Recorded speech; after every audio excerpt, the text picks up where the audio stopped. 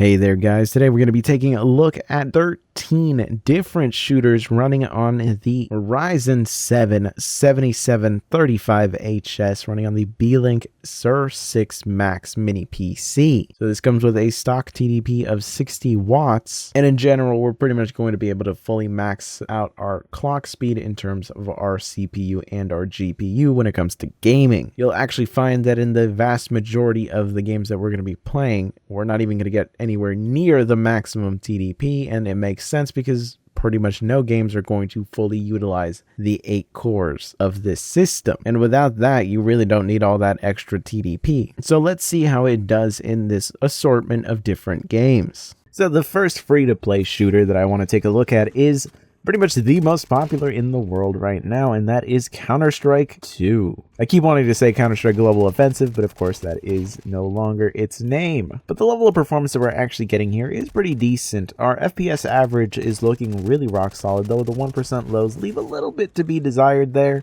I definitely would like to have seen some triple digits for those 1% lows, but I have very little to complain about here in general, and you're going to have a perfectly fine time playing the game. Now, of course, I am using the lowest in-game graphics settings, but that's just because that's how I would normally play the game anyway, no matter what system I'm on. And we are also using FSR at the ultra quality preset, just because if it can give us a couple of FPS more for pretty much no quality loss, I see no reason to not use it. Now, the next shooter that I wanted to take a look at is pretty much the other juggernaut FPS right now, and that is Valorant. Here you can see it running with the lowest in-game graphics settings, no upscaling used whatsoever, and the performance that we're getting out of this was pretty rock solid. There would be the occasional stutter here and there, but they mostly occurred at the beginnings of a match, and they would level out perfectly fine. The FPS average that we would get in general was really rock solid, and it led to an overall very enjoyable experience. I do find that with Valorant, it is one of those games where it will play perfectly smooth 99% of the time, but there are those very frequent moments of stutter that tend to happen at the beginnings of rounds and things like that. But as you're actually playing, things level out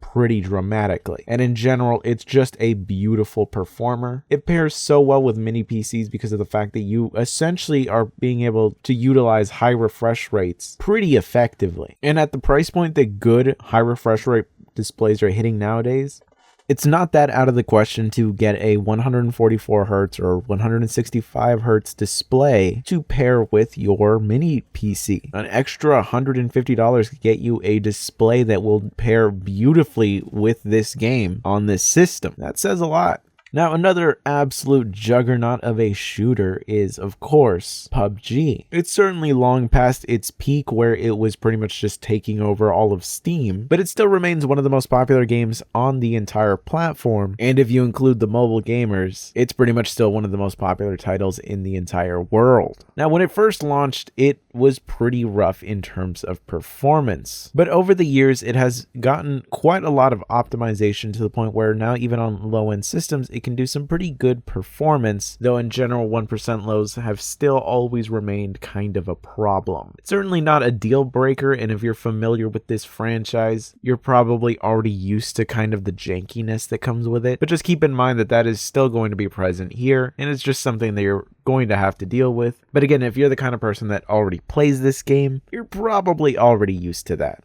Now, of course, a frequent flyer in my testing is Rainbow Six Siege. This shooter is a absolutely great performer here, running at the lowest in-game graphics settings, but we are using FSR at the ultra quality preset. And with the Vulkan API, we get some incredible levels of performance, where our 1% lows are comfortably in the triple digits. It's always funny to think back at the launch of this game and just how bad it would perform in general, and just seeing how insanely optimized it is now. There are some benefits to this whole games as a service model for sure, though if you look at the microtransactions that this game has, it'll remind you why there's a lot of bad to that too. Now, I really wanted to include Team Fortress 2 in this testing, but I just could not join a single lobby that wasn't filled with hackers. I tried 4 different lobbies and they all pretty much just were filled to the brim with hackers that were just using aimbots and wall hacks and pretty much just killing everybody on the map instantly. So I'm very disappointed to see that. I did not realize the state of the game was this bad. I mean, it's a beautiful performer even at high graphics settings, but that doesn't really matter if there's no real game to play there at all. So I decided to try out another free-to-play shooter that is surprisingly popular, though throughout the years I've never really played much of. That is Paladins. The studio behind it is just a studio that I personally don't really have a good history with. I was a huge fan of Tribes Ascend, and the fact that they pretty much just killed the game was pretty devastating to me, so I kind of swore off playing any of their games ever, really. But I think a decade later is enough to get over it, and overall the game is fine enough. It's definitely not an Overwatch clone. At least it didn't really feel like playing Overwatch much at all to me. I think after all these years, they've really just diverged into two standalone games. Now, whether one is better than the other, that's really just up to your personal preference. But at least this is giving some pretty incredible levels of performance. And this is at its maxed out graphics settings. Now, of course, you look at the visuals and you're not thinking, well, this is some masterpiece of a game. And I agree, it doesn't exactly look incredible, but it performs well, and aesthetically speaking, it is at least still appealing. It doesn't exactly look like a bad game, and with this level of performance, well, what is there really to complain about? This is pretty much the type of title that if I was in my young tweens, I would have probably sunk a lot of time into.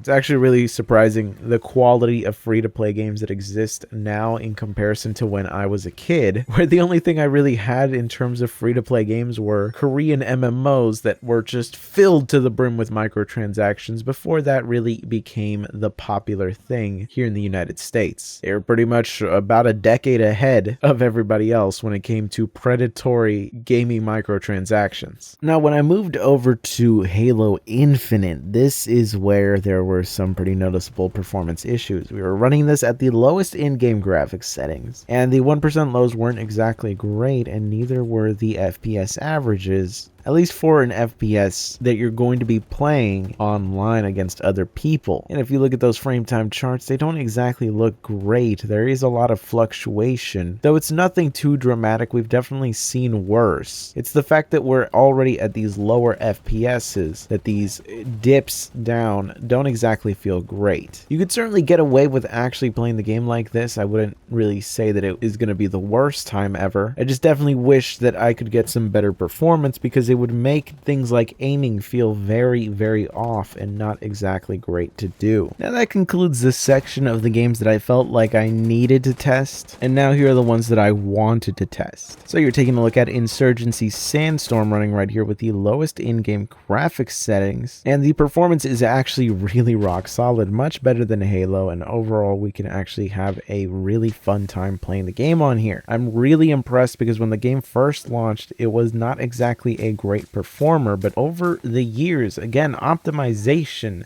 has come to the rescue and made this game a dream to play without even a graphics card, and that is just so fantastic to see. Overall, it's such a fantastic game, and I'm still partial to the first game. I'm just a huge fan of the Source engine in general, so any game that runs on Source already has a huge leg up for me. And while I think that the overall switch to the Unreal Engine wasn't exactly perfect, I think what they've done with Insurgency Sandstorm is very impressive, and it is an extremely fun shooter to play, and it plays so beautifully on here. This is exactly the type of title that I would sit down and play with my friends, so I'm happy to see that a system like this could actually play it. Now, the next title that I wanted to take a look at was Killing Floor 2, another one of those titles that I like to test out a lot because it's exactly the type of game that I would actually sit down and play with my friends.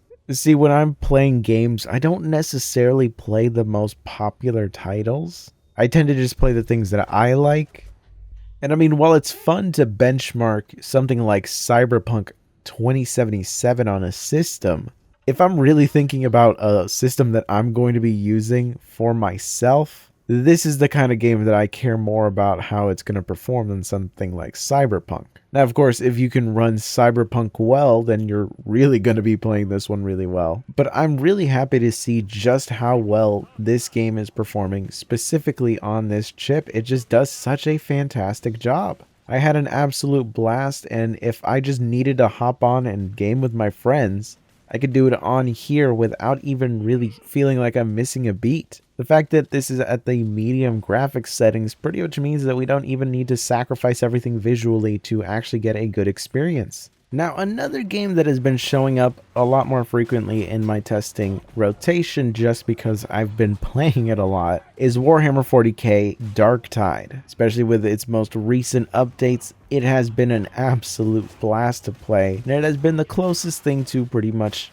filling the void left by Left 4 Dead. Now, unfortunately, it's not a perfect experience here. We are using FSR at the performance preset, and that is FSR 2.0, and the lowest in-game graphics settings, and it's still not really enough to give us an above 60 FPS average, and our 1% lows are only just above 30, which means that there are going to be frequent fluctuations in FPS, but in general, it's still a really fun time, and considering the fact that it is more of a co-op horde game like Left 4 Dead, the lower FPS doesn't completely ruin the experience. And visually speaking, the game still looks really nice, so there is at least that you get for the sacrifice in terms of performance. But of course, we can't mention Left 4 Dead without actually trying it out, and here we have Left 4 Dead 2 running with what it always seems to default to for me, which is essentially just the high graphics settings. Of course, the only thing that I changed was disabling VSync, and like this, the level of performance that we're getting is pretty much perfect. This is just an incredible performer. Its age,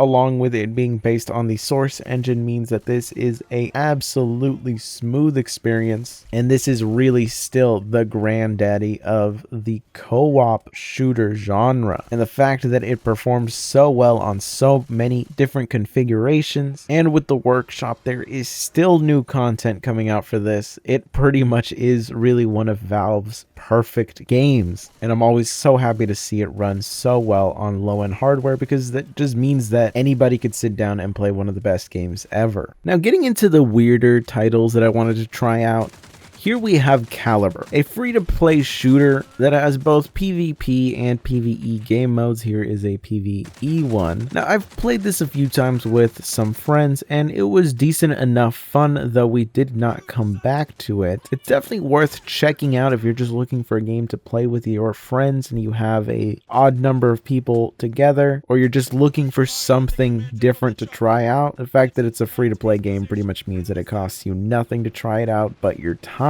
Now, with the lowest in-game graphics settings, the FPS average that we were getting was looking pretty decent, but there was actually very frequent stutters that made the overall experience not that great. You'll see that the frame times look really great most of the time, but then you'd have those moments where things would drop pretty dramatically. In general, though, as you play through a mission, your 1% lows and your FPS average are going to be at least decent enough that you'll be able to play perfectly fine. But be aware that there will be those moments where things will end up freezing up on you. They at least happen frequently enough for me that I kind of just felt like they were going to continue to happen if I had just continued to play. Overall, though, it was a fun experience, and if I was just looking to play with my friends, the level of performance would not have pushed me away from playing. I'd rather play with my friends even if it wasn't the perfect experience, rather than just sitting out and really not doing anything else. Now, the other weird title that I wanted to take a look at was Combat Master. This is a free-to-play shooter that is on Steam that is pretty much just based off of a mobile game. I'm pretty sure it is a mobile game or something like that. The UI of it pretty much looks exactly like a mobile game. And this really just feels like what would happen if you tried to make a parody game of Call of Duty. Everything is just so insanely fast-paced, and the spawns are so ridiculous that it really just feels like it's just trying to make fun of Call of Duty more than be a legitimate game. But consequently, that does mean that it's actually really fun to play. You can pretty much just easily jump on here and actually have a rock solid time, and really I'm partial to the gun game mode in here. I was always a big fan of gun game in the old Call of Duty games, and it's kind of just really fun to be able to just play this in the most ridiculously high-paced fashion possible. Like, you will have those moments where you feel so cool because you just shot 3 people in the span of like 2 seconds, because the game just is meant for you to be completely ADHD'd out. Essentially, if you've been brain rotted by TikTok since the age of 3 and you now have developed some motor skills, it's probably time to hop on to Combat Master, because I feel like they are the only people on the planet that will look at this game and it'll move in slow motion for them. So what did we learn from all of this testing? Well, essentially, the SER6 Max is just such a great performer in such a wide variety of games that if I did not have my gaming PC available to me, like if something happened where the power supply died or the motherboard died, or anything like that ended up happening, I am still going to be able to play games with my friends. I'm still going to be able to do my videos. I'm still pretty much going to be able to continue to do what I do regularly. Now, not as fast or not as good a quality in terms of like the gaming experience or anything like that, but I'm still going to be able to do it, and that's kind of really important. And more than anything else, it's just really impressive. The vast majority of these games were actually very playable on here, and it meant that if you buy this system, you have access to a wide variety of mostly free games. I mean, most of the ones that we tried here were actually free to play games that you could download right now and just try on your system. And that, I think, is a really beautiful thing. Now, if you're interested in picking up your own SER6 Max, check out the links down below. If you're curious on how this is going to perform against the SER5 Max, be sure to subscribe, because that comparison is coming up real soon. It's going to be a large selection of different games so that we can get a real broad picture of what the performance difference is like between the two. And I think you're going to find that very interesting. So I'll catch you in the next one.